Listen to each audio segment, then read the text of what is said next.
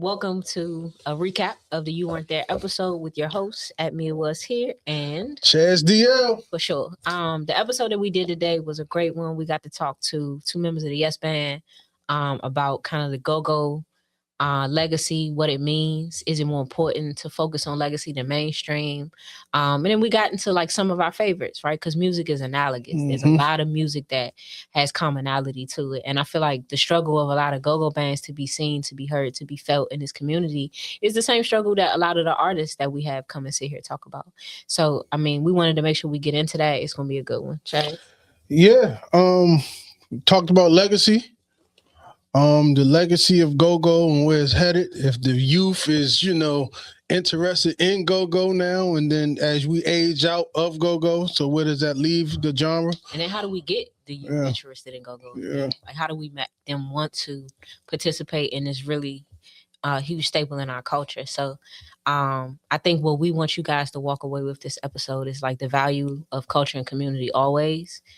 Is the importance of working across, tapping into the genius sitting right next to you and what their gifts and abilities are and finding a way to integrate. And I think more important than anything, that T.I. topped it. You see the hat? She said he top 10. Shout out to T.I. though.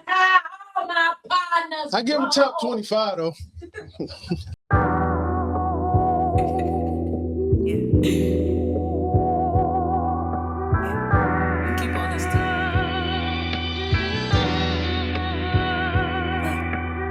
Heavy is the head.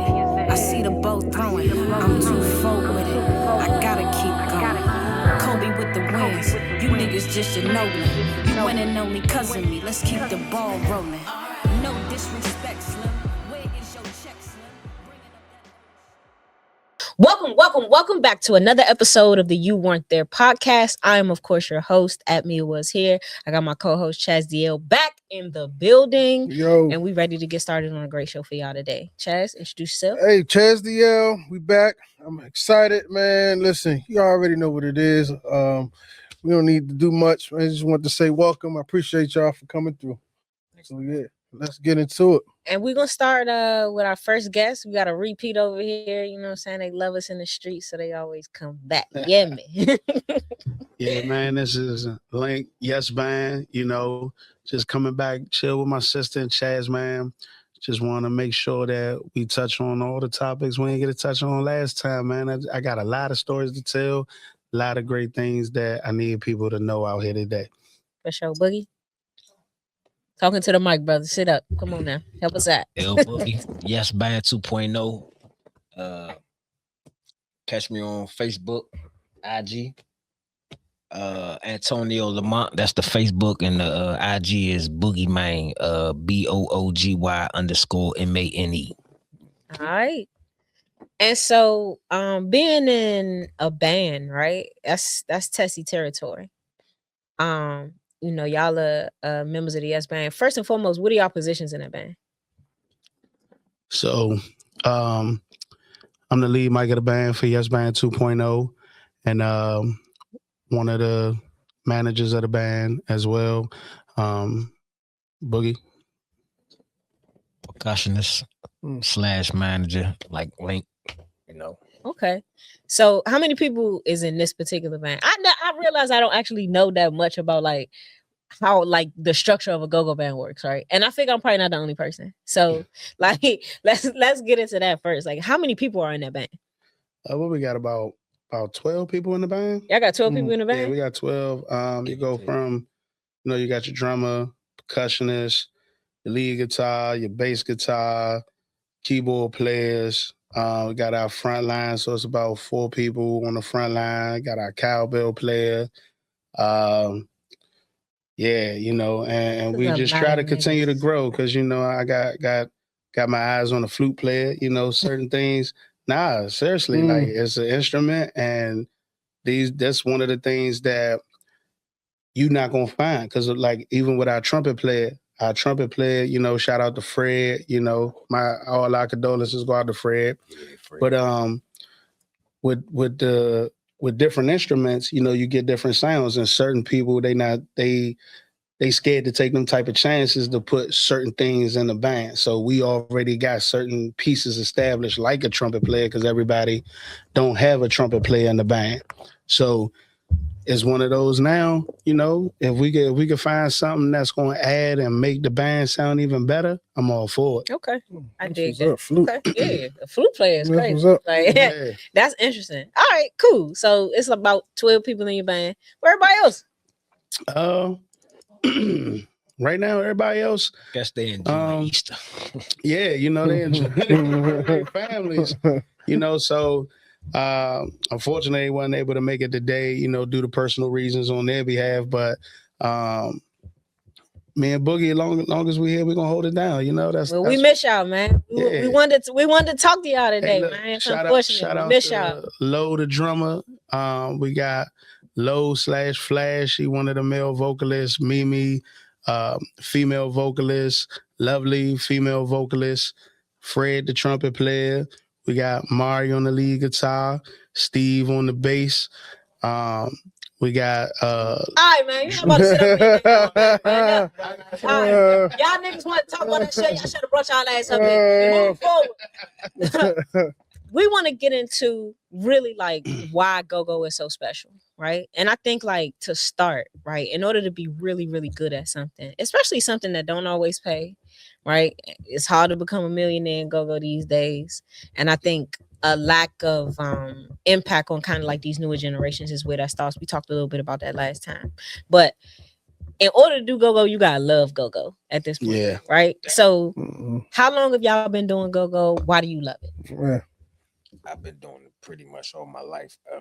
Started playing instruments in '97. Started playing instruments in '97. Taught myself how to play. Nobody taught me. Picked up my own instruments and just taught myself from there. You've been in love with it ever since. Yeah, I grew up Go-Go in my blood. You know, I've been doing this since 2-3 years old. I had a drum set early age. Yes, sir. That's crazy. Yeah, you know, I mean, like Bug said, just early on, you know, as a teenager, just picking up the music vibes. You know what I'm saying? My mother, she played in a band. Her band was called Shades of Blue, you know, so she played all around the city and stuff. So it was just in my blood in regards to doing the music. But like even with the Go-Go thing, I've been doing Go-Go now for maybe about 10 years, you know, but when I linked up with Boogie, he changed my whole perspective. How's you know, he got me to dive deeper into the Go-Go realm as far as listening for certain beats, how people change up their styles, you know, like a Winko and Smoke, Sauce, you know what I'm saying, how they got different sounds on what he does, right? But also taking an account of, by me being the lead mic, not only looking at the greats, but I now look at all bands. You know, I look at every single person. So like I said before, if I heard about you, I'm definitely looking you up because I need to know what y'all about, because we may be on the card with y'all one day. So if we on the card, I need to know how y'all rocking, because yeah, we come to put. So you be scouting, belt the ass. You know what I'm saying? Like you be scouting, and it's not even no beef, but yeah, you gotta scout because man, you know. It does come into play where if you want a band with certain cards, especially if they're the headlining band, then you want to kind of cater to what their already audience is, because we could come a certain way and the people not there for that, you know. So because we give everything into Go-Go, as far as we do a lot of Congo grooves, we got Bali grooves, we got some bounce grooves. We're not a bounce beat band, but we could give you that too, you know what I'm saying, if need be. So it's just diving into that and studying the game so that way you know how to put on a great show. Because I like to have a great show, not just because it's our band, but even the people that's coming after us. Y'all gonna have to work hard if we on first, you know. I felt that. I feel like on the other side of that though, right? If I'm the band that is headlining that night and I hear that it's another band that come through and like they scouting, right? And make sure that they groove fit my groove. I don't know. I might be feeling away. And was that the proper etiquette of it? Yeah. What's the etiquette behind that?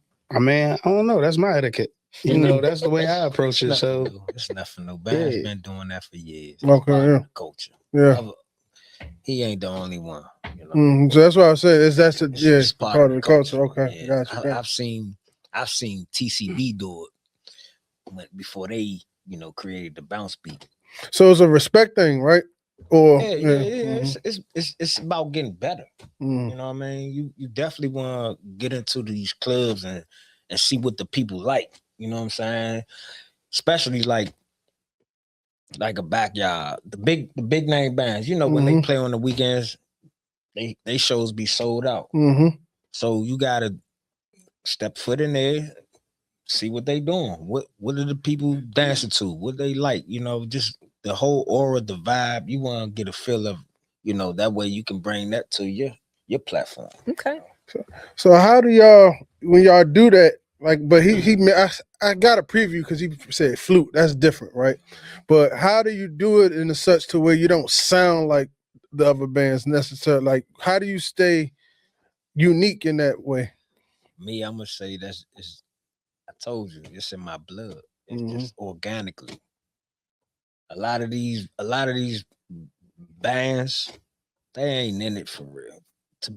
Like, they came up. I ain't gonna speak for them. I'm gonna say I came up studying the greats, and I took from Wink, Smoke, and Sauls. You know what I mean? I took from the greats and just made my own style off of that. You know. Yes, sir. Respect. I think like Gogo is so important to the culture of music, really, right? But especially here, right? And I noticed like y'all have been going out, y'all been working in the community. How important is it to pass on like kind of this sacred knowledge of Gogo, which is a little harder to come by now, to like this next generation of kids?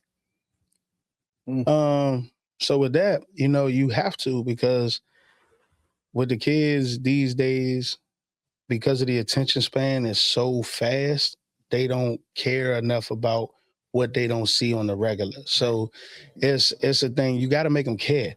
You got to give them something to want to look forward to. If you don't do that, then it doesn't matter what you do, how long you've been doing it, because all the greats that we was speaking on, they're going to be great regardless. They already implanted their position in life and history. So it's up to the bands that's been around for a while but haven't reached that plateau, and then the bands that's coming up to really change the perspective of the people that's outside looking in to say, I want to be a part of this culture. You want the kids to grow up to say, you know what, I want to pick up an instrument because I want to start a band. Not to say, oh, I just do this, it's cool, but I want to be a rapper. I want to be like, whoever the Like hottest you're doing rapper Gogo, at but the you really time. want to be doing something else. Right. And You feel like that happens often? Because that's the first time I'm really hearing that. So the concept of that is something I'm interested in. Well, the kids don't. I mean, they don't really care about doing Gogo at all. As far as really getting together to be a band, and that's a real big issue for this area. So it's like all the youngins that I talk to, because I got friends with kids, they're teenagers, or and sisters. You got teenagers too. Yeah, I got teenagers too. Like my son, I mean, he know what I do as far as the bands and stuff like that, but he only listened to 2 bands, and that's us and Drama Squad, because I'm really cool with the people in drama. So I'm playing them constantly, Right. So it's like it's just a thing of get them to care. What music are we making for them to care? And if we do make that certain type of music, where can they really go get it? Where can they hear it? Where can they see it live? Because you could say YouTube or iTunes, but these youngins ain't clicking on that for that. So you got to give them that space and opportunity to say, I heard this live. Because when they play it outside, anytime, either if we playing outside or another band, and there's kids and families all around, everybody partying. So it's like, why not give it to them on a consistent basis? Nah, facts. I think what I think is interesting too, though, right? Because I think we talked a little bit last show about like there aren't these experiences for kids anymore, right? When I was young, we had like the Neon and the CFE and all these places where we could like explore these parts of our our community and our culture, right? We don't really have that anymore, and it's like I always wonder like what is the best way for us to, because we always say like we got to make these kids care, right? But how do you actually do that? Yeah. I mean, like, what's the plan for that? Because they have live events all over the city for all kinds of events and activities all the time, right? We just had one. And so it's like, how do we create a community event, or how do we like create this advocacy around like exposing children to what is essentially like a huge part of who we are here, right? Because it's not enough to say like, this is what we want to do. How do you put that in place? I like what I'm a part of a program. I'm a part of a program with the Department of Recs and Parks and Recreation down in DC, through a lady named Miss Robinson. I think I know Miss Robinson. Yeah, shout out to Miss Robinson. Yeah, Miss Robinson. She got me, our keyboard player Drew. She got us down Berry Farms Rec every Saturday. They actually was down there today. I couldn't make it though because I was working. But they got us down there every Saturday from like 12 to 3. Bring the kids down. We teaching how to play guitars, congos, drums, whatever. And just let them have fun, No, that's beautiful. I didn't know about that. Yeah. And see, that's what I'm saying. Like, I didn't even know that opportunity existed. Give us a little more information about that, man, because we want to make sure we spread the word about that. It's every Saturday. She just started it about 2 weeks ago. Berry Farm Rec every Saturday from 12 o'clock to 3 o'clock. Bring your kids down there, all ages. It don't matter. They got plenty of instruments down there. They got plenty of guitars, keyboards, drums, congos, whatever.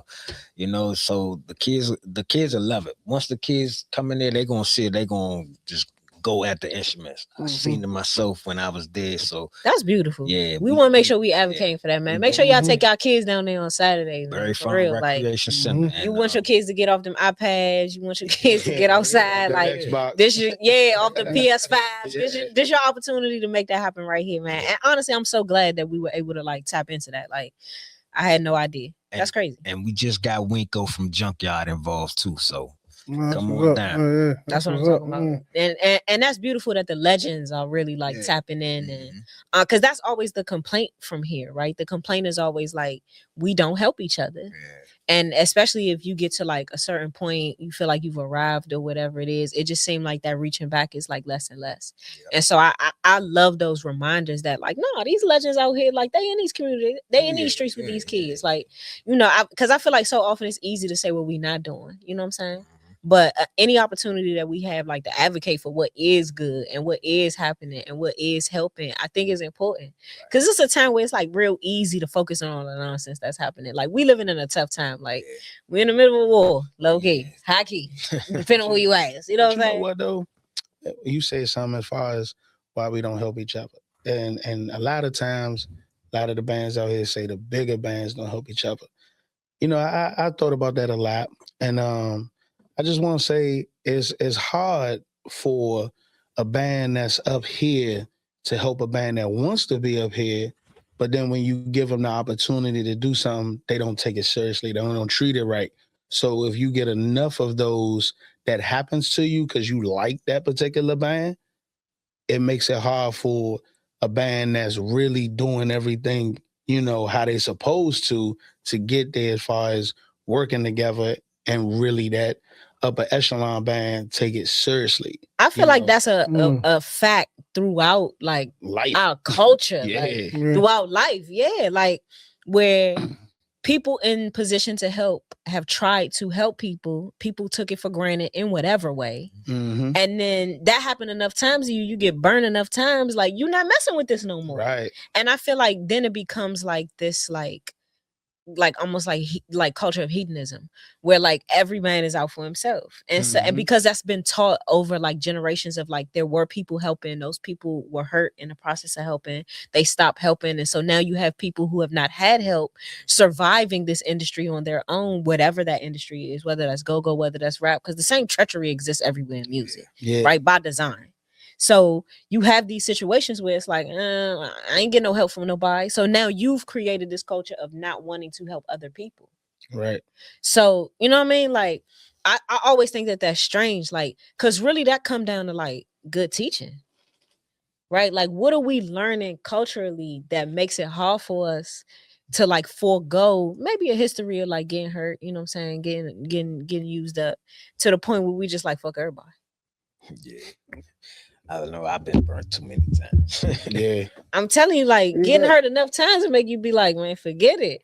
I mean, How do we move past that, though? because you got, in order to move past it, you gotta learn to rise above emotion. That's it. And we don't get past the emotion part. And in this culture, it's a lot of sensitive people out here Yeah.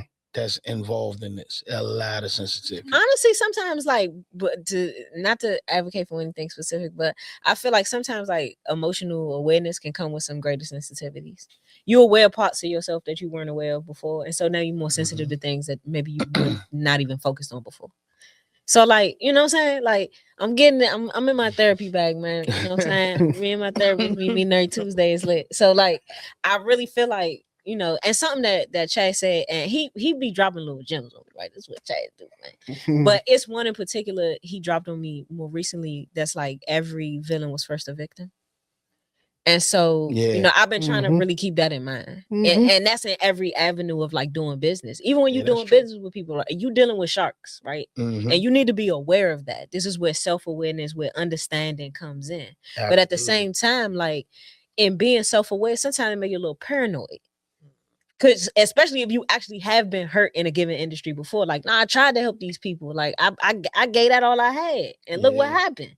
You know what I mean? Like, it'll make you not want to. So rising above your emotion, I think, is like perfect sentiment, but that's hard. Like, that's the ultimate test. Yeah, it's hard to once you've become the villain because even like villainous behavior, right, is rooted in some kind of emotion. Yeah. You could take anybody. You could take anybody in government right now. These was niggas getting wedgies in high school. So these niggas was getting swirlies. You hear what I'm saying? So like, yes, like every decision being made in Congress is rooted in emotion. These niggas soft. Yeah. And they're going out of their way to exert like authoritarianism against everybody. I'm just gonna say it today. Yeah. I mean, every decision can be rooted like in emotional nature. So I feel like too often, but also like so can positivity. Like I work in healthcare, right? So like we work in equitable healthcare specifically, right? The Affordable Care Act, right, under Obama was meant to drive equitable healthcare. Well, that's an emotional decision also, but it's one rooted in the fact that you care about people. I feel like too often we talk about emotion as though it always has to be a bad thing. I do think you have to like, you know, you listen to your heart, but you take your brain with you though. But I think that the balance in like emotional intelligence, how it guides every choice that you make, honestly, right? Whether who you let into a band is based on emotional intelligence because you're looking at chemistry. You know, that's I'm glad you said that because, you know, for the choices, at least on my behalf, I can't speak on Boog's behalf, but we do it together. But as far as when I'm recruiting and looking for people in the band, it is a certain criteria that I am looking for within that person. What is that? You know, it's basically you gotta have a drive that you want to do it first off. Being an artist, an actual artist, understanding chain of command, understanding that respect is given and also earned, but also understanding that when you look at that chain of command, you got to really understand like not being a diva or the person that has the biggest ego. Because I've run across some people in this game that I've been a part of situations or projects with that they'll tell me, yeah, I've been doing this for 20 plus years. You know, and I'm like, okay, you gloating about it or you saying these things, but where did that get you? You know, apparently what you were doing, it didn't land you, you know, to where the bigger bands are. You here with me, you know, so it's like, don't tell me that if you're not going to help me and show me all the mistakes that you done or the right things you did in those particular times so we can progress. Because if you come and just telling me you did it, all right, what that mean? You ain't getting no money. Nah, fact. You ain't showing me how to get no money, so I don't need to talk to you. Now, people love telling you all the stuff that they did and never telling you how they did it. Right. Like, that's an ugly reality in a lot of spaces. So, I mean, so like for our band, you know, we got a really good group of people. I wish they were here today, but we really do got a good group of people as far as level-headed. It's always love, always, you know what I'm saying, good times. We laughing, we joking, and they actually want to create, you know, and that's a real big thing because I don't never want to get stuck in like a cover land. Gotcha. You know, I don't want to do that. I like creating original music because that's what I've been doing since I was 14 years old, and she can attest to this. You know, so when you're a creator, all you want to do is create. I don't want to take from somebody else, but if we do, okay, let's remix it in our own way. Yeah. Let's take it and then make it Put our a own. spin on it. Yeah. I love a spin on a good record. For real, it was crazy. Like, cause I really like. I haven't been in a go-go since I was young, for obvious reason. I just feel like I'm too old for that, honestly. But I went to Throw Social a few weeks ago. Yeah, is that a real thing? What Is that a real thing? I'm too old. You heard to it? be in them? No, just I'm too old for this. Like, yeah, I think That's because nobody beating their feet no more. She, you know what I'm saying? That's why she don't go no more. maybe. no, because I asked that because I asked that because it's not a shot, right? Because y'all spoke on the youth, right? Yeah, right. So if the youth not getting into it, and then you have a generation that's a portion of the generation they say are aged out of it. I do. What feel is like that? Out of it. What is that shape? How does that shape the condition of Gogo right now and moving forward? Like, what is the end goal with, you know, you being a pioneer in it, still in it? What is the vision with trying to get this thing moving forward to where it don't fade off in history? All y'all gotta do is tap into us. We showing the blueprint. Exactly. We not just catering to one age group. We cater to all. You know, we not staying in one particular setting where it's okay. We see a lot of the bands that's under us, like younger than us or same age as us. They in the bounce beat. You know what I mean? We got some bounce beat. We don't just cater to the bounce beat. We got some of it. We throw a little bit in there. Got the Congo grooves and we got breakdowns. We give you covers. We give you jazz. We give you country, R&B, whatever. You know, country. I say we setting the blueprint. A lot of bands right now, I can't speak for them. I just know what we try and do. I know what we got going is different from your so the blueprint sound like versatility. It do. So it sound like a go-go band being a band. Exactly. That's what I was saying. Yeah, that's what I was wanting to know. We are a band that just know how to play go. There you go. That's what I want to know. As far as when you elevate the genre, like when you talk about because y'all mentioned the big bands, right? What is considered a big band, right? Is it money in being a big band? Like, so if you just a band, I think it is, like you said, something jazz. As I get older, I would see myself going to those type of shows, hearing jazz and stuff like that. But the landscape it's not feeding, you know. So what does that look like, you know, as far as, you know, leveling up with the maturity of making? I mean, we're a big band, you know, as far as what we do and what we can contribute. And when we step on them stages with the known bands, that's what I would say. The more known bands, we rocking with the best on. It ain't no show that we ain't never did that they see if some of those other band members were in there, they ain't like, oh yeah, they slumming. Damn, we don't hear that. Because you believe in good instrumentation. Yeah, and sometimes even though, like, as a band, we know what we may have done wrong or we critique our own self, but the music is so good where you're not gonna catch those things on stage. It's like we know what we did wrong, but that's all a part of being a big band, a great band, you know, to where we can critique each other. Because we are established as far as that, but the audience don't know. So that's interesting. Real quick, how do we get so I've been I do a lot of shows, right? Me and the wife, right?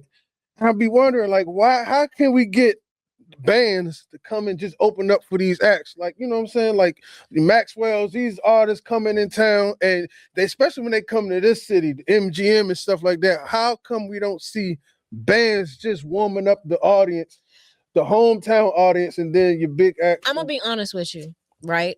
And I feel like Nucci is really ushering that in. Yeah. Okay. Yeah. I think what Nucci is doing with the porch, right? With the front porch, I think that to me is the blueprint for ushering in that type of like interest in bands. Shout out to him for it. And shout out to Nucci, man, because you know what I'm saying, we got a lot of love for the innovators. Hey, Oi, that's Oi all day. Yeah, Oi boy. Hey, whole time free booby, man. That's my guy. Forever. Free booby till it's done, man.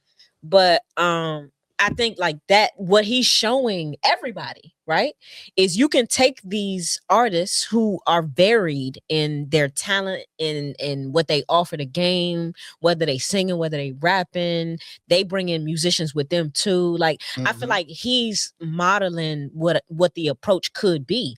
And I feel like on the flip side of that, right, on the smaller end, because Booby, he started off just him on them porches, and then it grew into something else. I really feel like the next step for like bands and artists is to like do that for yourself. You mean tell me you can't just like as a rapper like bring a band in with you like and do these shows as a go-go band, like you know it's a couple of rappers and like, nah, this nigga dope, like we ain't gotta bring him in the band, but we could do a couple shows. Right. You know what I'm saying? Like I feel like that level of collaboration is what we need, just from my perspective. Like of bands soliciting the rappers in this area, making sure that they ear to the street, right? Because when you talk about a great band, you talking about musicianship, right? Yeah, that's what something he said. Exactly. Band, right? Yeah. I'm peeping. I'm picking up what he putting down. Picking up what he putting down. Our plan that we got, we ain't reveal it yet, but that's a part of our plan. I love that. No, that's good. Album. The way we got it planned is we gonna we trying to do like a double disc. One side is like just strictly the band, you know, original material. Then the other CD will be all the local artists that we brought in to hit their songs with us. That's fire. I mean, yeah, that's key. I remember when I used to, you know, still ideas, neither. when I used to copyright niggas. Everybody watches. I don't even care no more. It's just about how you do it. yeah, they gotta deliver. You know what I'm saying? That will help the kids, especially since all of them on the rapping side now. Yeah, honestly, I really feel like that's how you do it right there. I know people gonna steal your ideas. They gonna take whatever you put out there. I just like, look, you can't do it like we do it. Right. 100%. You know, we actually had, you know, I just want to tell this quick story. We had somebody that actually did that with one of our records. Like stole it? Well, I caught it before it got stolen, but he had put it on social media, and I just happened to, you know, going through stories and stuff like that. So I'm like, I hear our song come through.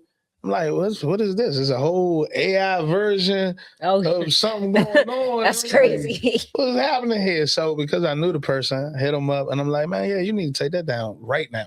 Like no games. Like, and the response was, oh man, I thought I made that. And I'm like, how you think? I'm like, but you know, it made me laugh because I'm like, now that, you know, when you're hearing it so much, and that can probably happen to somebody, you know. I don't see how. That been happening. People that been happening in rap for so long. Like new under the sun. Yeah. It was just one of those things. Like, nah, man. I'll never forget years ago. I don't even know if you remember this guy, Anthony. I ain't gonna say his last name. They used to call him Joker though. Yeah. Oh yeah, that was my guy. Man, listen. First of all, he was. This is where. This is where. That was my man. You gotta stay. You gotta keep your head on the swivel out here, man. Them drugs, like that stuff, mess you up. I hear that coming after you saying that was my guy. Man. Just saying, man. Like honestly, to me, coming out this area, there was a point in time I thought he was the one. Yeah, he was nice. He was super talented. He was already down in Atlanta. He was doing that in like 2000. He was doing that in the early 2000s. He was putting before any of that happened. We went to school together. That's what I'm saying. Me and him used to be on the school bus going home. But he had his mixtapes and stuff like that, giving them out to me. I lie to you not, bro. The dude told me that T.I. stole ASAP from him. he played me his version of it, I was like, that shit is close. Hey, look, I ain't gonna hold you. It's a possibility. So that's what I'm saying. Like, that's what people been doing. Been doing. Y'all seen the one with Biggie, right? Hey, look. I got that I'm like, I made before, like when Wayne came out, and I hear that exact bop, and I'm like, oh, but that let me know, okay, you know what? My mind is just thinking on something great. Because if I could, pinpoint it and time frame wise, man, I'm like, okay, yeah, I'm great. I'm the GOAT. Yeah. I love that. I think that's beautiful. And I think like what y'all are like trying to do as far as like expanding people's like understanding and knowledge and like level of interest in go-go is like deep, honestly. Cause I feel like I'm a person who really likes go-go. I like to listen to it. I just don't want to be in there. So like honestly, I just feel like I feel really out of place. Like I feel like such a geek, like in these environments. It's not like how it was when we was growing up. I know, that's what I'm saying. Like that's why I feel like that, because I feel like I haven't been to one since I was a kid. Okay, cool. So explain the atmosphere in a go-go to me right now. Like as somebody who, let's say I've never been to one. I've been to a couple, but let's say like I've never been to one. It's like you going to church without well, I ain't gonna say without the shower. It's like you going to church. You ain't gonna fight no more. Ain't no fights. Everybody just in there sipping their little communion wine or whatever. That's it. They, getting their 1-2 step on. The go-go is not what it was in the 90s or in the early 2000s. It's so chill. You can bring your mom, your grandma. For real? Man, before my grandmother passed, she came to see me at Babylon in 2020. For real? She came for her birthday. Rest in peace, grandma. That's lit. Yeah, for her birthday's Valentine's Day. So Valentine's Day 2020, she came out to see me at Babylon. Okay. She was here with her and her best friend. That's what's up. Old ladies in the daggone Babylon, like for real. And the people in there were showing them so much love. That's what's up. Now that's like beautiful to hear. Cause I think like I do go to like Throw Social sometimes, right? And so like new impressions be up there, whatever. They're not bad. And I was like I think because I'm in Throw Social like on some chill shit, like the atmosphere, I'm not paying as much attention. But it's never like no wild shit. It feel like all grown-ups in there. And then I'm gonna say this, not to cut you off. I think it's because the bands that was like back in the 90s, like the Junkyard Backyard, they older now. Yeah. The fan base grown up with them. Right. So they grew with them. All that stuff is out the window. That's an excellent point you make, because I feel like that's true throughout music too, right? I did a community event with shout out to Grind Hard Dream Big today. Where we were talking to the kids about like podcasting and the media space and like the importance of like being a good person and knowing who you are and knowing that this is time for you to be able to follow every dream.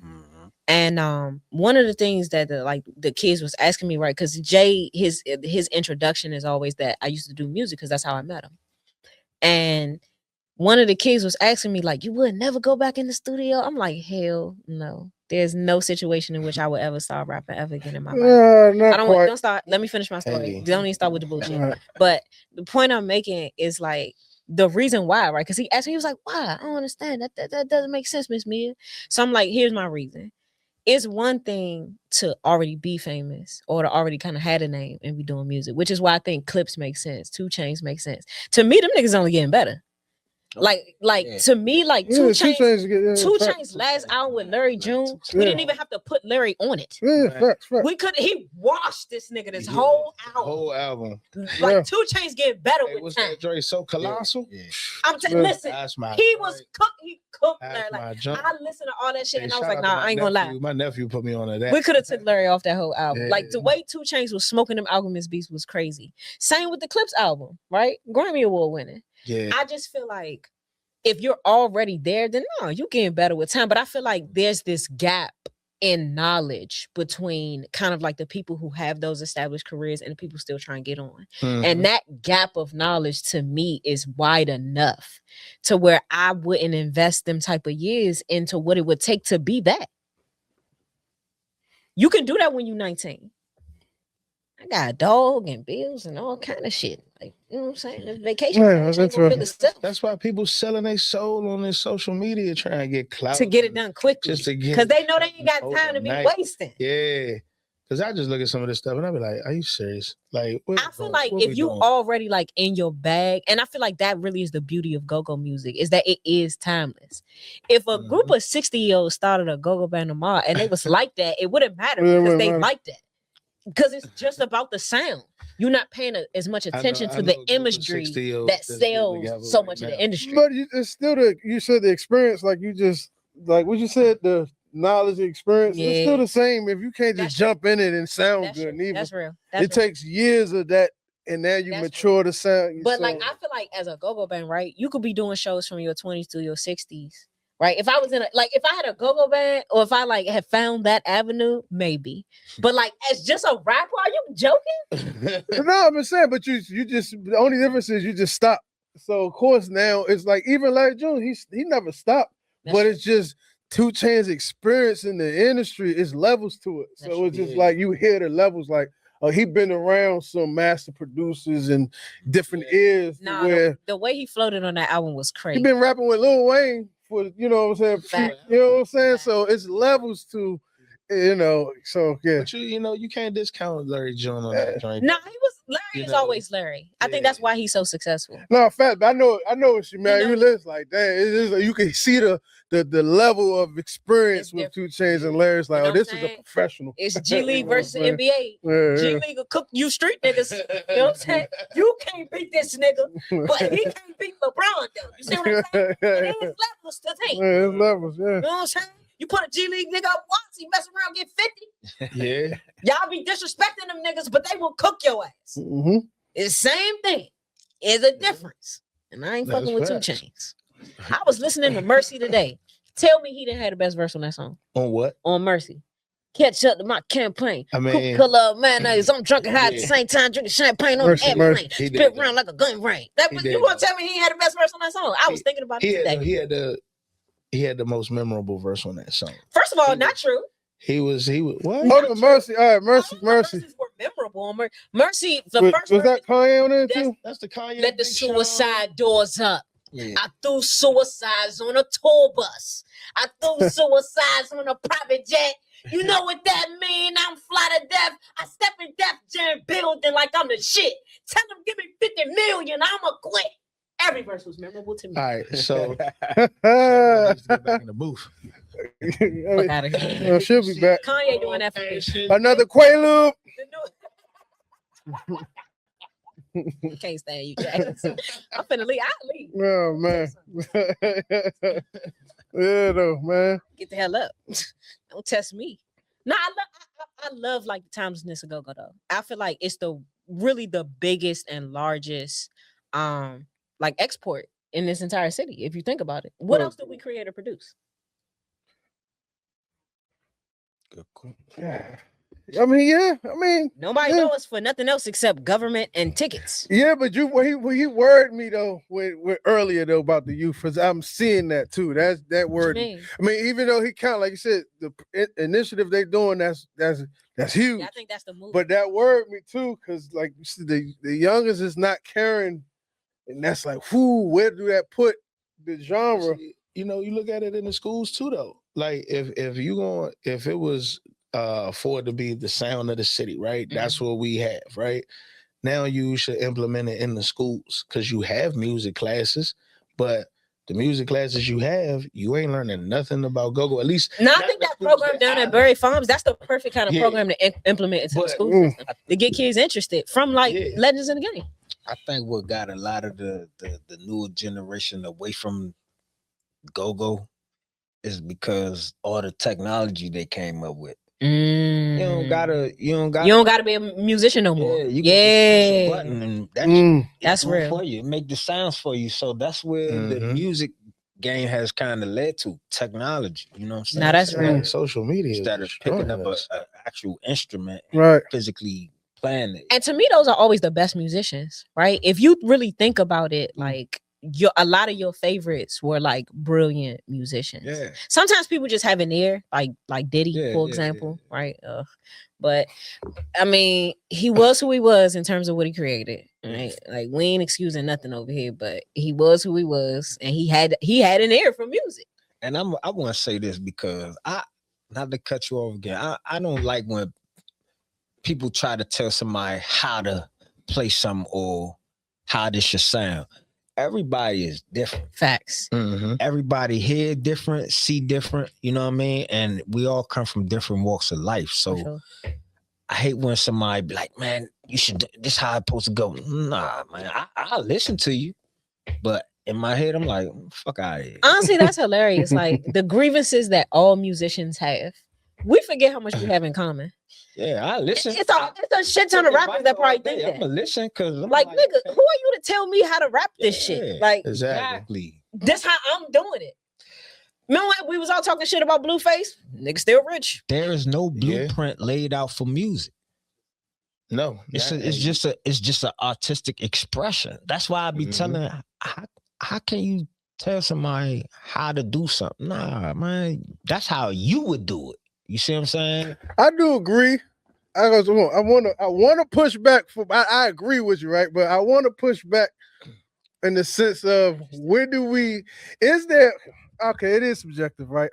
But in a perfect world, can it be a line drawing? And I say that because it's like I'm gonna put my son like in like the orchestra. I grew up playing the saxophone whole time, but it's in certain cultures, right, where you got real educated cultures and the culture is not drowning how we are. It's a line drawn because it's like, this is the etiquette and how you play such and such, and this is the sound we can produce to our children so they grow up with that. But here it's like, yeah, it's subjective. So you have Blueface in this, but they influencing the children, and in turn, we mad at the children for tearing up the community, but we didn't put a stop to the nonsense that was put out, right? So I just want to say that's my pushback. Can it be a line drawing? Should it be to a degree? I agree with that. I think, like, we all know the impact that music has on culture. You know what I'm saying? And I'm not saying in any way, shape, or form, because I don't believe that, like, we've created these problems, but certainly the music is reflective of the problems. And I think that becomes the issue, right? The music is so largely reflective of the problem that it's no longer reflective of any of the solutions. And I think that's where the problem has come in. Like, I don't remember the last time we drew a line on music that's all problems versus music that's like all solution. And I feel like when people try to provide solutions, we clown them, like Cole. Yeah. Right? Like Cole was, he's been all over the news because of the fact that, like, he's been kind of on this media tour and explaining why he withdrew from that beef and why he didn't want to get into it, and, like, why he chose that particular path. And all I've been seeing is, before I even saw the interviews, I saw everybody clowning him for what he said in the interviews. Like, oh, this nigga soft. He digging the hole deeper. Y'all letting this light-skinned dude represent us again. Like, stuff like, I'm like, with the light-skinned dude. Yeah, like, it was a lot of mulatto jokes hitting the airwaves, man. And I'm just like, I sat down and actually watched the interview, specifically the one that he did with Cam. Yeah, the one that he did with Cam. Oh. And then another one he did with Carmelo. Yeah, 7 p.m. in Brooklyn. Yeah, I seen that one. Yeah, like the 7 p.m. in Brooklyn was the one I've seen most recently, right? And so that's the one that kind of sticks out. And it was just like, if you, first of all, y'all don't sit down and listen to the whole of a thing. That's why music is so fucked up. Y'all figure out the 2-3 songs you like and then you stop listening. Like, a body of work is important. And so sometimes when you watch things out of context, it creates all of this, like, ridiculous miscommunication. I feel like that's where the problem starts. And so I watched the whole interview and I was just like, no, most of this shit makes sense. Yeah. Like, I understand y'all complaint with Cole. Like, I don't get the complaint with, like, his choice to leave the beef at all. People like toxicness. Yeah. So when you like that, and then, but see, so that's a double-edged sword, though. How so? Because he chose to leave the beef, which is amazing for him and what he stated that is what was on his heart, right? So, but you got to look at the fan and the person of, oh yeah, I know he the best rapper alive, especially a real Cole stan, right? You taking up for Cole against Kendrick, against Drake, and all of that. So now these are fights beef rap battles you want to see, right? You really want to see them. Yeah, we've been waiting on this for a long time. Even with the Kendrick and Drake joint, you know what I'm saying? We got some amazing lyrics out of that. Yeah, I thought we got some good music out of it. I swear, man, Kendrick went off. It's so funny because like this, we have a episode that's airing on the TV in here right now, and I think it's so interesting that you say that, right? That we got great music out of it, because we did an interview with an artist who felt like the music was, let's say, pedestrian, right? He thought it was elementary when you compare it to like kind of the artist that he likes, right? And so I think that that's an interesting point to make too. Like for me, I thought we got great music out of it. I really was interested in Cole's take on it, not from a perspective of like where this shit went, but because I do think that his perspective on music, on culture, on us is unique to them. Yeah. Because like, I think he's a more traditional take on Black America. You like, not no hood nigga. Everybody is not no street nigga growing up to drink lean and carry a stick. Like that's not everybody's reality. Some kids like, like some kids like they grew up in the hood, they grew up in poverty, and they want something else. Right. And I feel like he's representative of what is a more average story, a more average journey. Yeah. And I think that perspective is important too, because he covers a larger majority. Like everybody didn't come from some rich Jewish family. He was the everyday dude. And everybody didn't come from like some gangsta ass like LA shit. You know what I'm saying? Like some niggas are just regular niggas. And I think the regular perspective is equally as valuable as these other two extremes. And so I was interested in that. Yeah. Like the perspective on this beef shit from a regular nigga. That's what I feel like we missed out on. And I feel like that's why this shit got like so ridiculous, because there wasn't a balanced human being involved in it. It was a gang member and a no. You know. Gang member, yeah. Yeah, there you go. A gang member and an actor. Yeah. That wasn't what I had in mind, but I called myself. Right. But yeah, like I was gonna say gang member and she waiting on Iceman and a sophomore, but I'm saying though, like right? I think that's where Cole's perspective is always valuable. But I feel like there's this representation online where like people have forgot that like regular people don't fall into these extremes of life. This is why your perspective and like Gogo is all ages now is a valuable one, right? Because my perspective is still stuck when I was young. But it's like, no, this has evolved. This has changed. I think that's where Cole is valuable. He's evolving. He's changing. And people want you to stick to like this old version of yourself. And it's like, no, I'm not there no more. Y'all gonna have to come up here. Gotta change with the times. And I think like this is where I'm trying to figure out like where Gogo's next step is gonna be. Like, cause I think like where you guys are like moving, I think that that's like beautiful, because I think it opens the door for y'all to also be able to like expand and evolve in terms of the kinds of music that you're creating. Because if you collaborate with younger artists, then you naturally get a younger perspective, which means that you naturally get in touch with like what's going on out here. And there's still like, we talk so much about like new music like it's not shit. There's so much great new music. Like I'm in love like with this like new wave of music, like and my shit is all over the board. Like I'm listening to like Ira Star and like a lot of like soca and like Caribbean music right now. Like I'm super into that. But I think like there's so much great new music, and we treat it like it's less valuable because it's coming from people under 30. You know what I'm saying? And I think that's where like what you're doing is like is gonna be amazing, because it allows you to like tap in and to stay relevant. Like I think that's what makes 2 Chainz so special. It's his ability to maneuver through every decade. Cause he just been 2 Chainz all the time, but he's growing with like whatever music he's hopping on. Yeah, he was a perfect fit for them Alchemist records. Oh yeah, but you might not expect that from an Atlanta nigga. See, I don't think the Migos could have got on there and did that. Nah. You see what I'm saying? Nah, not on the Alchemist beats. Yeah, not Alchemist. I'm gonna be real with you. I don't know if T.I. would have slid quite like that. And I love T.I. T.I. one of my favorites. Yeah. I mean, he in my top 10.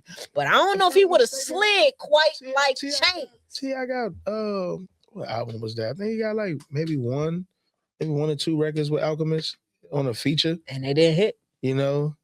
I believe so. I didn't know that. Right. That's like the fact check. I said what I said. Yeah. We love you. We love you. We love you, King. Remember. But she would know. He in her top 10. That's what's up. he in my top 10.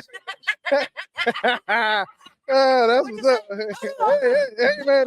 I ain't say nothing. No, you saying T.I. not top 10? Let's respect that. Who in your top 10? Hey, look, I like Hey, the listen. jazz, Listen, and I'm in agreement. I mean, I don't have him Who in in my your top 10 then? not in my top 10. Who in your top 10? I can't go down the list right now, No, but yes, you can. yeah, well, 'Cause you gotta damn. give me All who right, hold on. All right. Tyson, T.I. Let me think. Pac, Nas, Big, J, Wayne, Yay. Oh, no, you could replace T.I. with Wayne. Scarface. You tripping. T.I. better than Wayne. Scar. You tripping. I might have to agree with that one. T.I. better than Wayne. Yeah, I'm at the. T.I. better than Wayne? Yes, he is. Where? What? T.I.'s better than Wayne. I'm gonna have to agree with that. What? The drought is over. Let it go. Oh, y'all got it. No, my God. What T.I.'s still in the past? What we talking about? This new version of him again? Walking up? Come on. No. Get out of my face. Get out of my face. Come on. No, bro, they got it. No. And I mess with T.I. That's the crazy part. Yeah, no. Oh, bro. Don't you ever Tilted had T.I. beating drought Wayne to me. I'm gonna agree with her though. Tip in my top 10. That's what's up. I just said that's what's up, man. My top 10. I just said that's what's up. Yeah, we should. Y'all should. Even Y'all got that one. my favorite is, but Yeah. I still rock with Tip. Tip my Tip man. cool, He liked it. Hey, so he's all right. I like that. He definitely He got top 15. like that. Yeah, Like but she said, that nigga like He it. liked it. Top 10, that's what's up. That's T.I. what's up. is a lyricist. Yeah. That I'm not knocking it. I'm not saying he not, but that's what's up. I wouldn't put T.I. in my top 10. You would not? Definitely. That's I crazy. don't think But y'all I heard think- the I right think- tracks. That's what I'm saying. I grew up. No, I grew up Tip fan, man. Yeah, I like that's what Tip. Tip had a period. You take some Pimp Squad Click T.I. was like Yes, I agree. It all depends on your top 10. Like you said, it's subjective. So Ooh, that's crazy. who you will rock. You know what I'm saying? Ride in the car. Yeah, like, You know what? Everybody list gonna be You know what different. I'm Yeah, saying? it is gonna be different. I like Here we Pimp go with this C. subjective Pimp C is my bullshit. top 10. Pimp C, my God. Good is good and ain't is ain't. You know, Okay, what y'all saying? I don't just Jay-Z my number one. That's my favorite. Now we gotta Coven break probably my these top 10. top 10 down into categories because you gotta break it down to lyricists, top 10 lyricists, or just Oh no, that's a whole make that different the list. top 10 best music. When I say you know, top, like, when I say top or 10 in a influence. general sense, what I mean is like these are the artists that I feel like are the best artists, best bodies of work, right, best lyrically sound, like best All like around. most lyrically Yeah, sound, right. best production. Production has aged well, right? Because I love right. Reasonable Doubt, but I don't think the production has aged all that well to me. What? I think like it's like I agree with her on that one. I think like Can't Knock the Hustle Album. still I think go. I'm gonna probably listen Can to that I when I get in live? the car. I ain't Can gonna I lie. live? I'm not saying it's all of it. I'm just saying overall as a body of work, as a Jay fan, as somebody who Jay is in my top 2, I genuinely feel like no, it's a couple joints on there that still slap as far as like Top riding in the 200. car. Top 2. He definitely in my top 2 like overall. top 2. But I definitely think like no Reasonable Doubt as far as the like the evils. I don't think that like still knock as far as production goes. Oh. We're not talking about lyrics. We just talking about production. We just talking about the beats. And this is where I feel like T.I. is very effective. I feel like once we get past trap music, there is very little in that discography that doesn't still knock. He like was excellent at choosing production. So I like the Paperwork album. Yeah, that's a great, that's a well-produced album. Mm. But I feel like if we talking lyricists, we don't need one. Like I'm so old school with that. Like, cause I'm such a student of music, right? You know that. yeah. And so like when I'm we trying start, to figure out we what start Billboard talking put about this man at. lyricists, Yeah, now that's I'm talking about- crazy. I'm putting Melly Mel in my top. I'm trying to look for him in the Billboard top 50. This is crazy right now. That's crazy. You know what it is? Oh, okay, I got him. They got him at 32. All right. I know I'm not tripping though. And T.I. my man though, but he's top 10. That's what's up. That's what's up, you know. The say better way, that's crazy. That's what's up. That's what's up. I want you to That's all right. that conversation What? about Jay-Z's production. Yeah. Because I know you're gonna go to probably I'm going to Reasonable Blueprint though. Doubt to Now I'm going to Blueprint. You're going to I'm going to Blueprint Okay. because, and here's the thing, right? This is the thing. I would have gone to Reasonable. I would have gone to Reasonable Doubt. I'm going to Blueprint. To be honest, I'm going to both, but I didn't want to seem arrogant. But my whole thing is like, I feel like when you listening to something in a car, because I remember when Jay-Z came back from the hiatus, right? What was the name of that record? Kingdom Come. Kingdom Come. Right? Kingdom Come. When he did Kingdom Come, there were like 3 bonus tracks on the end of that that were live versions of Reasonable Doubt. They were fantastic, full band, full orchestra, right? Which he has done several times. Right. So that's the difference. There's a big difference between what you're going to get from Reasonable Doubt, which is the only reason that I'm going, because I know that he's going to put a major band behind it, an orchestra behind it, and the music is going to be incredible, because you're talking about like an old school nigga. Old school niggas understand instrumentation. You don't last as long as he did without understanding the instrumentation performance. I did that. No. Oh my God. I ain't gonna lie. The first time I ever saw Nas, New Year's Eve, Radio City Music Hall, 2012, Valentine's Day. Full band behind him, was drinking Dom on the stage, pouring Dom in girls' mouth, like had flamingo dancers, full band tuxedo. It was the most legendary thing I've ever seen. So I ain't knocking that Esco did it first. But what I'm saying is that whole, he then took some pointers from Nas over. No, it's gonna be a great show. And as a result, it's going to be amazing live. But that's not the same as what's on that album. No, I'm with her on that though. As far as it didn't, because his music didn't. Some of his music was era driven. It's 90s music. It was and not era driven. Not Reasonable Doubt. Reasonable Doubt is timeless to me. The album, right? We're not talking about the album. But I do think versions like the Blueprint, because it was all the producers piled up here. The hot ones at the time. This is when Just Black was in his baggy. You know what I'm saying? And that's why I do feel like, and see, with T.I., it was just more instrumentation as far as the technology is concerned to make certain things sound better. T.I. though, he's in my Tell out. Musically, he's sort of era driven to me too. That's why I said, damn, that's what's up. Really? You think T.I. is era driven? A lot about his work is, unless I go to mixtape tip. I don't got my phone on me right now. Mixtape tip, urban legend tip. Put y'all in the dirt. Mixtape tip, urban legend tip. Bullshit. But bring them out. That's era driven. But most of the music. That's era driven. Yeah. Now, if I go to a show, the nostalgia is like, damn, yes, what's up? But I'm not in the car. You just said driving in the car. I'm not playing no tip. You telling me that come on the playlist on random? You not letting bring them out? Go. I'm skipping to it. VIP coming. Yeah, I was skipping. Yeah. See, she know, man. She know. She be trolling me, y'all. I'm telling you, she be trolling me, y'all. She hip. I rest my case. Much of what I say on this show is a lie. This is but anyway, let's get to the would you rather, right? Oh man, yeah. All right, bet. That's what's up. All right, bet. Would you flip your script? Flip the script. Yeah, flip the script. See, this is what happened when you don't show up to work. Now people have forgot. You know what I'm saying? That's on you. Yeah. Hey, go ahead. Hey, I'm gonna ask a question. Basically this or that, and then just a rationale why y'all say, All right, bet. Dang, bet. Would you rather build new fans from the children who don't know Gogo, or stay solid with the fans who already support it? Both. This or that. I know. We could, but I need you to pick one. The point is, it's supposed to be difficult. Yeah. Pick one. That is a hell of a question. We know. Yeah, that's a tough one. I would say I try to get new fans. Okay. New fans. Man, I want to agree with that so bad, right? But I am gonna have to go the other way.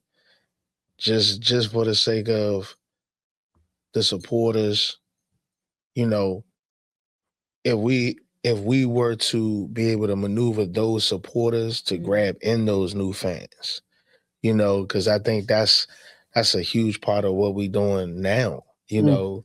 So it's like, yeah, we gotta get y'all promote our name so the newer fans could come in because we want to make sure we get everybody. That's what we do it for the people. That's Yes Band. Okay, yes sir. Okay, I got another one. Would you rather play Gogo because you love it, or play it because you feel obligated to keep it alive? Well, that's easy. I play it because I love it. Mm. So as long as I love it, as long as I can play it, as long as I got my band behind me, I don't care what's going on. I play every single night of the week, and I tell anybody that I want to play every single night of the week because that's how much I love it. So yeah, that's for me. That's beautiful. Mm-hmm. I'm gonna say both again. But y'all pick one. Yes, sir. Boogie not getting the rules, y'all. It's blowing me. I'm gonna go the opposite this time around. Because I love it too, but I'd rather keep it going. Right. You know what I'm saying? Just the legacy of Gogo. I'd rather keep it going. Just even when we gone, I want to be looking up from down. Look down at everybody. Wait, you say looking up from down there? Wait a minute, sir. No, I know. Have you accepted? I'm sorry. Jesus Christ, Savior. Hallelujah. Wait a minute. You know, first of all, I'm a Christian. He's a Muslim. Go wherever you want to go. Yeah. We save souls. But nah, y'all know what I meant. I just rather keep it going though, for real. Right. All right, that's about last one. I probably know what y'all might say. Would you rather be respected in the Gogo community, meaning the DC legend, or be successful outside of it, even if the culture don't fully embrace you? Damn, that's a hell of a one right there, but part 2 for me. Go ahead, bub. I don't care about the legacy part. You know, it is what it is. The people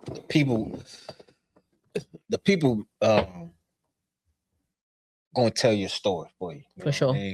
So that's how I see it. I don't walk around here saying I'm this, I'm that.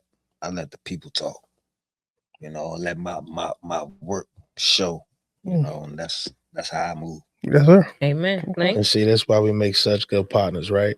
Because why he got that mindset, I'm like, man, we stamping our name in history. I want us to be immortalized with the greats. While the people talking, I'm giving them something to talk about. So I say that's why me and him mesh so well together. It's been my A1 since day one. So it's like when you have that camaraderie and these different introspectives, it makes it easier to morph into something great. Because even though we both thinking the same, but we also got our different opinions, we could come together and be able to mediate that to put it in that median space so we can really become great. And on that note, man, we getting up out of here. Yeah. It's been a great show today. We appreciate you guys. Yeah. For real. Thank you. This was a fun one. We haven't had a fun one in a while. So I appreciate y'all. Oh man. We're gonna let our guests provide their social media, all that good stuff one last time. We're gonna get up out of here. Link. Yeah, this is Link. Yes Band 2.0 _ fan page. That's where you can find all our upcoming shows. You can find anything on YouTube. Yes Band 2.0 Entertainment. All our videos from different past shows. Also, my personal IG is LL Youngbull _ Link. That's on IG, and that's also on Facebook. So, look me up. Boogie Mane on IG, BOOGY _MANE, Facebook, Antonio Lamont. And for those of y'all that don't know, Yes Band stands for something. Yeah. YESS stands for your extraordinary students of sound. All right. That's all right. Chaz DL, You Weren't There podcast. Like, share, and subscribe. I appreciate y'all for sitting down, chopping it up with us, man. It's been fun. And yeah, man, we out. A top 10 is crazy though, but that's all right. Bird by the door. Make sure y'all go get that. Go get the bird by the door. Please. Make sure y'all go cop that. And I am, of course, your host at Mia Was Here, 5_. Make sure you follow us on IG, TikTok at You Weren't There Podcast. Like, share, subscribe, all that good stuff. Yes, man, y'all got a show coming up? Yeah, we got some things in the works. We about to have every Tuesday spot, that's coming real soon. Getting all the details worked out on that. Got the House of Comedy coming up. We also got Florida coming up, Fort Lauderdale. We doing some things out there. We just try and make sure all the logistics are straight before we take that ride. But just shout out to Rayo. That's my guy. I've been in contact with him as far as trying to get these things together. Shout out to everybody that's just been helping supporting the Yes Band movement. All right, that's it. We wrapping it up because he'll be here all day and I ain't having it. Yeah. We love y'all. We appreciate y'all. You weren't there, but we was here. Make sure y'all tap in next week. Make sure y'all tap in with our guests. Peace out.